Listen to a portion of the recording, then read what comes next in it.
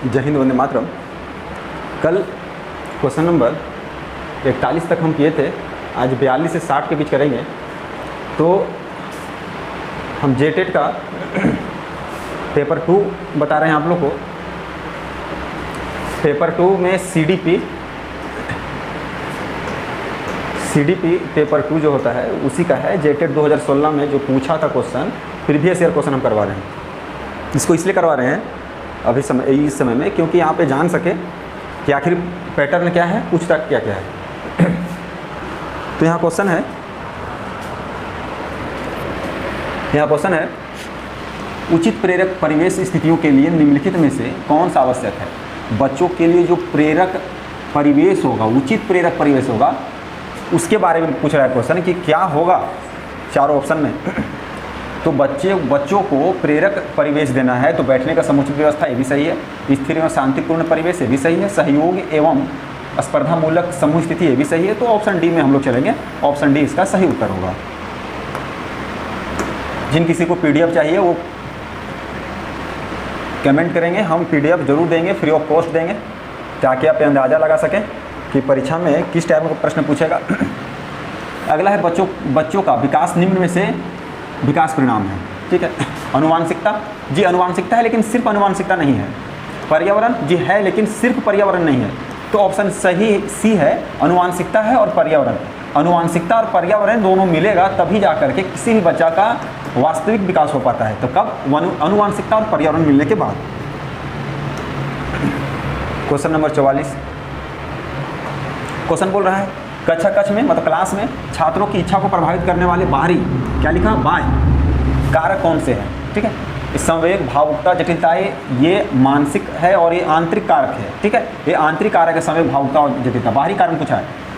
छात्रों की अभिवृत्ति, ये भी नहीं होगा। लक्ष्य एवं अभिप्राय, ये भी नहीं होगा। देखिए, अभिप्राय का मतलब आशय समझ होता है, ये आंतरिक होता है।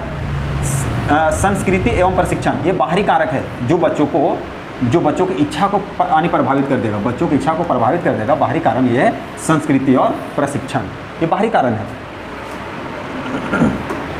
क्वेश्चन नंबर 45 क्या है, शिक्षण समझ के क्रियाकलापों का स्तर को बनाए रखने के लिए महत्वपूर्ण क्या है। तो प्रबंधन महत्वपूर्ण है, कुशल प्रशासन महत्वपूर्ण है, योग्य शिक्षक महत्वपूर्ण है, इनमें से सभी महत्वपूर्ण है। तो ऑप्शन डी सही होगा। तीनों स्टेटमेंट सही है, तो ऑप्शन डी सही होगा, शिक्षण समझ को स्तर बनाए रखने के लिए। चलिए आगे देखते हैं। प्रश्न संख्या 46। देखिए, प्रश्न बहुत विस्तार से नहीं लेके जा रहे हैं। कारण इसका यह है क्योंकि इसमें जितने सभी शब्द हैं, इन सभी शब्दों पर हम वीडियो बनाएंगे, इन सभी का हम क्लास देंगे, और क्या बोलते हैं इसको, जितना भी टॉपिक है सीडीपी का सभी क्लास देंगे, तो ये पूरा क्लियर हो जाएगा। हमारा पर्पस ये फिलहाल क्योंकि आप जान लें, हमारा पर्पस ये है कि आप जान लें कि किस टाइप का प्रश्न पूछता है सीडीपी में। ठीक है, जेटेट कैसा पूछा है।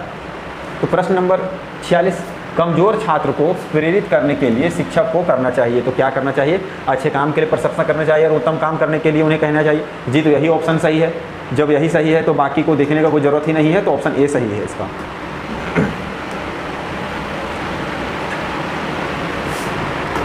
क्या लिखा, डिसलेक्सिया ये क्या है, एक डिसऑर्डर है, एक बीमारी है। ठीक है।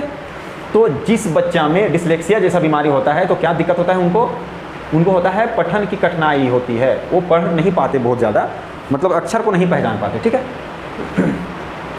बाकी देखिए इसमें क्या है कि और कौन कौन सी बीमारियां होती हैं, इस पर एक क्लास देंगे तो सारा कुछ समझ में आ जाएगा। हमारा पर्पस यही है कि आप समझें सिर्फ कि प्रश्न कैसा पूछता है, बाकी सभी का हम सेपरेट क्लास दे देंगे, आपको सब समझ में आ जाएगा। प्रश्न संख्या 48, छात्रों की व्यक्तिगत तंत्रों को सुलझाने के लिए विद्यालय किस प्रकार सहायता मुहैया करा सकता है। तो सभी छात्रों के लिए समान स्तर का पटचर्या बनाना होगा। देखिए, सिर्फ पटचर्या से काम नहीं चलेगा, छात्रों का व्यक्तिगत अंतर ठीक करना है, तो छात्र केंद्रित पटचर्या अनुसृत करना और छात्रों को बहुविधि अधिगम सुविधाएं प्रदान करना। ये अधिगम पॉजिटिव वर्ड है और पटचर्या तो एनसीएफ में डाला ही है। तो ये दोनों को ना मिक्स रूप में हमको प्रयोग करना होगा, तब छात्र के व्यक्तिगत अंतर को सुलझा सकते हैं। तो ऑप्शन कहाँ चलेगा, डी, हम लोग बी में चलेंगे। डी इसका राइट आंसर है। प्रश्न संख्या 49 क्या बोलता है, शिक्षण अधिगम विधि में व्यक्तिगत ध्यान महत्वपूर्ण है, क्योंकि समूह में शिक्षार्थी सदा बेहतर सीखते हैं। ये तो सही बात है, स्टेटमेंट सही है, लेकिन उससे सही बी वाला लग रहा है, शिक्षक प्रशिक्षण कार्यक्रम इसे निर्धारित करते हैं। ध्यान रखिए, शिक्षण अधिगम का मतलब क्या है? शिक्षण अधिगम का मतलब शिक्षकों से है, तो शिक्षक का जो काम होगा उसी में हम लोग टिक करेंगे। तो शिक्षक प्रशिक्षण कार्यक्रम इसे निर्धारित करते हैं, तो ऑप्शन बी राइट आंसर होगा इसका। आगे चलते हैं, क्वेश्चन नंबर 50 बोलता है सृजनशील छात्र का गुण होता है, क्या गुण होता है? नम्यता का अभाव होता है, गलत बात, मतलब नेगेटिव वर्ड है। चिंताग्रस्त, चलिए इसको तो अभी बाद में देखेंगे। समस्याओं से अनजान होना, नेगेटिव वर्ड। बुद्धि का अभाव होना, नेगेटिव वर्ड। तो जो सृजनशील छात्र हैं, जो सृजनशील छात्र हैं, उनको चिंताग्रस्त भी नहीं होना है, लेकिन चिंता यहाँ शब्द चलता विचारशील विचारशील। तो चिंताग्रस्त, चिंता और विचार लगभग सेम है, लेकिन अलग अलग कारणों में अलग अलग जगहों पर इनका प्रयोग किया जाता है। तो विचारशील शब्द ही सही होता, लेकिन चिंताग्रस्त है, तो बी ही ऑप्शन इसका सही उत्तर है। क्वेश्चन नंबर 51 क्या बोला है? मानसिक संघर्ष एक महत्वपूर्ण कारण है। ठीक है, मानसिक संघर्ष, जो मन ही मन हम लड़ते रहते हैं अपने विचारों से। तो पहला क्या लिखा? यौन आकांक्षाओं का दमन। जी, यौन आकांक्षा जब आदमी में उत्पन्न होता है तो उसका दमन करना बहुत जरूरी है। क्राइम यहीं से स्टार्ट होता है। तो मानसिक संघर्ष का एक महत्वपूर्ण कारण क्या है? पहला कि यौन आकांक्षाओं का दमन करते रहते हैं हम। सेकेंड क्या है कि आत्मसम्मान और प्रतिष्ठा का क्षति। जब आत्मसम्मान और प्रतिष्ठा का क्षति होता है फिर तब भी हमारा मानसिक संघर्ष चलता है। सी है खराब या अंतः व्यक्तिगत संबंध, किसी के साथ हमारा व्यक्तिगत संबंध खराब हो जाए तो भी मानसिक संघर्ष चलता है। तो इनमें से सभी ये डी ऑप्शन सही होगा।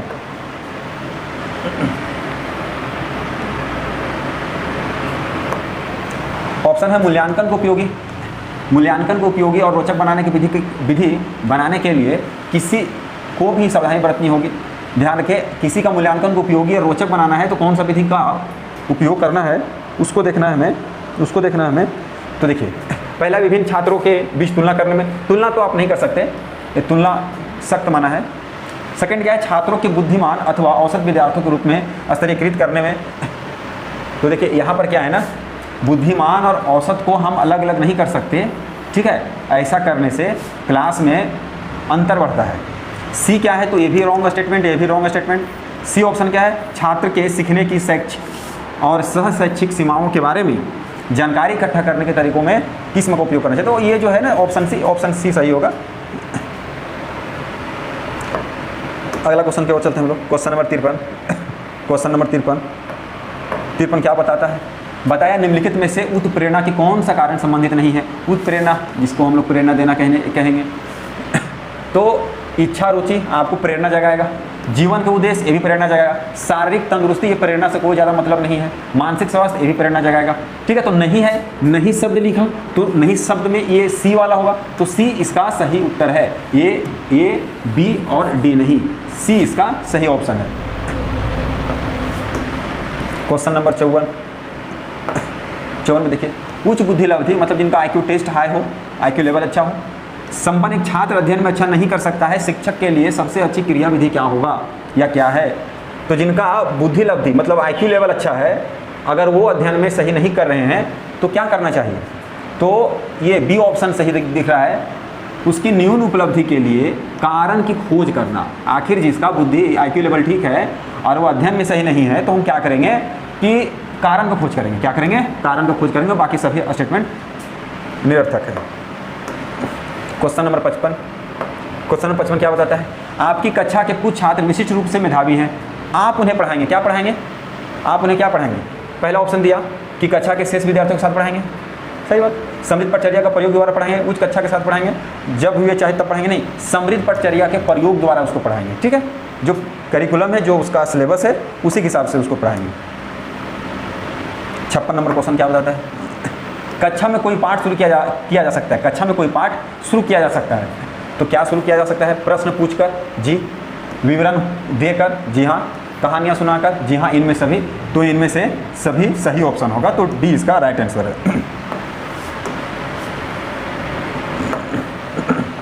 देखिए, CDP तो आपको हम सिखा के छोड़ेंगे, ठीक है, चिंता मत करिए, सिर्फ वर्ड को आप समझिए। 57 नंबर क्वेश्चन है, कहानी सुनाने की कहानी सुनाने की सफलता नहीं होगा यहाँ, कहानी सुनाने की सफल रणनीति बनाने के लिए किसी शिक्षक को क्या करना चाहिए, किसी भी टीचर को क्या करना चाहिए जबकि उनका कहानी जो है वो सफल बन जाए? तो पहला क्या है? संप्रेषण कौशल और भावभंगिमा से कहानी को रोचक बनाना चाहिए। जी सही बात, संप्रेषण कौशल। हमारा जो वर्ड का एक्सप्रेस है, कैसे करते हैं इस पे डिपेंड करता है कहानी का वर्ड, कहानी का सारांश, ठीक है। तो पहला तो सही। दूसरा क्या, कहानी में स्वाभाविक घटनाओं को बनाए रखना, कहानी की जो घटना है उसी को बनाए रखना। कहानी से इधर उधर भटकेंगे, कहानी सुनने में कहानी की रोचकता खत्म हो जाती है जब घटना के इधर उधर चले जाएंगे। प्रश्न ऑप्शन सी क्या बताता है, कहानी के पात्रों का सही ढंग से चित्रण एवं आज की जीव स्थितियों के से, आज की जीवन स्थितियों से तुलना होना चाहिए। कहानी के जो पात्र हैं उसको सही सही चित्रण करना चाहिए, और इनमें से सभी, तो ये सही, ये जो डी ऑप्शन है ना यही सही है, ठीक है। ये तीनों स्टेप फॉलो करेंगे अपनी कहानी को सफल बनाने के लिए, ठीक है। तो डी इसका राइट आंसर है। प्रश्न संख्या 58 क्या कहता है, बोलता छात्र को गृह कार्य देते समय कौन से बात को फॉलो करेंगे, ठीक है। गृह कार्य में तो होमवर्क देते समय, तो होमवर्क देने के टाइम में ये जो है छात्रों को समुचित रूप से गृह कार्य करने के लिए प्रेरित करना, ये भी सही है। बी है गृह कार्य पूरा करने के लिए स्पष्ट निर्देश प्रदान करना, जी स्पष्ट निर्देश देंगे तो ही बच्चा होमवर्क करके आएगा। सी क्या है, गृह कार्य के उद्देश्य को समझाना, इसका कोई मतलब नहीं है। चालू शिक्षण के आधार पर गृह कार्य देना, जी जो हम पढ़ा रहे हैं उसी से हम होमवर्क देंगे, ठीक है। तो ये 58 का ऑप्शन नंबर जो है ये सी राइट आंसर है, ठीक है। चलिए आगे देखते हैं 58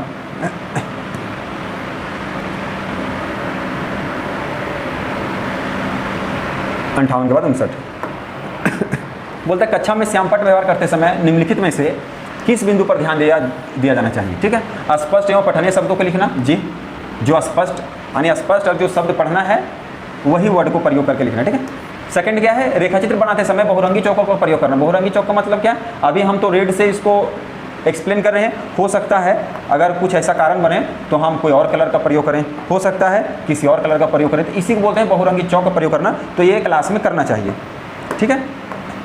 सी क्या है, श्यामपट्ट पर सीधी रेखाएं खींचना, ये बहुत अच्छा क्वालिटी होता है टीचर में, जब वह जो बोर्ड पे जो श्यामपट्ट का मतलब ब्लैक बोर्ड यानी व्हाइट बोर्ड, आप सही सही रेखा देंगे। इनमें से सभी, तो इनमें से सभी उत्तर होगा, ठीक है। तो हम लोग किस आंसर के साथ चलेंगे, डी के साथ। लास्ट क्वेश्चन है, लास्ट क्वेश्चन बता रहा है मनोविश्लेषण सिद्धांत के अनुसार विसामान्य व्यवहार होने के कारण क्या हो सकते हैं, ठीक है। विसामान्य व्यवहार मतलब लगभग पागलपन के हिसाब से हम व्यवहार करने लगते हैं, तो क्या हो सकता है, उनमें क्या होता है, सक्रिय अचेतन मन हो जाता है, जो चेतना होता है वह अचेत हो जाता है, सुध बुध खो देते हैं। और व्यक्ति की दमित इच्छाएं, जब हमारी इच्छा, जब हमें कुछ इच्छा हो रहा है उसका दमन करना चालू कर दें, उसको खत्म करना चालू कर दें, इच्छा को मारना चालू कर दें, तो यह पूरा संभावना है, यह पूरा संभावना है कि हमारा जो व्यवहार जो होगा वो कैसा यानी हो जाएगा, विसामान्य व्यवहार हो जाएगा।